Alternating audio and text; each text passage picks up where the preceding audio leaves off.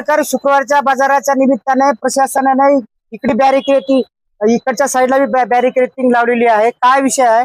रस्ता का बंद केलेला आहे तुमचा? सर ऍक्च्युली काय झाले माहिती आहे, शुक्रवारचा बाजार आहे ना, या रोडवर पहिलं बसत गेलाय. त्याच्यानंतर काय झाले, ते बाजार शिफ्ट केलाय पलीकडल्या साईडला. तिकडे बाजार बसत असताना आता मला एक गोष्ट सांगा, त्या साईडला आणि पलीकडल्या साईडला त्या दोन्ही साईडला ना बॅरिकेडिंग करून टाकली. आमच्या दुकानावरती जे माणसं आले ते ये शक्यच नाही. आणि बाजूला आहे ना हॉस्पिटल आहे सर, डोळ्यांचं वगैरे हॉस्पिटल आहे.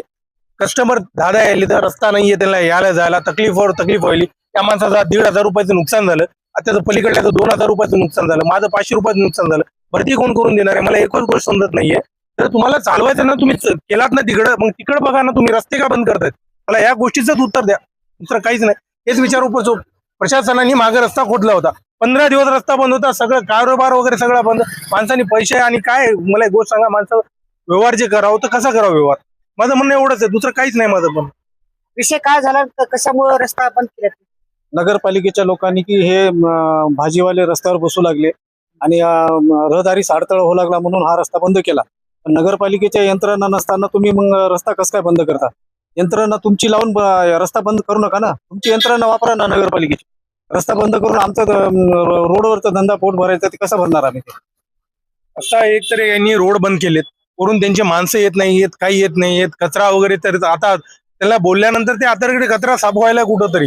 पण मला एक गोष्ट म्हणा, रस्ता बंद करून काय प्रॉब्लेम आहे? पलीकडले रस्ते चालू आहेत, सगळ्यांचे रस्ते चालू आहेत. आमचाच एक रस्ता बंद केला त्यांनी प्रॉपरली का? म्हणून काय दुश्मनी वगैरे आहे काय आमची? आम्हाला काय समजतच नाही या गोष्टी.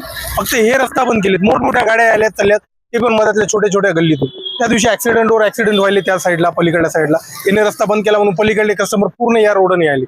इथला प्रॉब्लेम व्हायला आम्हाला ते बी बघावं लागले. बक्कळ खूप प्रॉब्लेम आहेत. काय बोलू आता, या लोकांनी ना याचं सोल्युशन काहीतरी काढायला पाहिजे. प्रशासनाने बसले पाहिजे आणि रस्ता चालू केला पाहिजे. संपला विषय. रस्ता चालू करा, आमची मागणी एवढीच आहे, दुसरं काहीच नाही. किती दिवसापासून हे चालू आहे?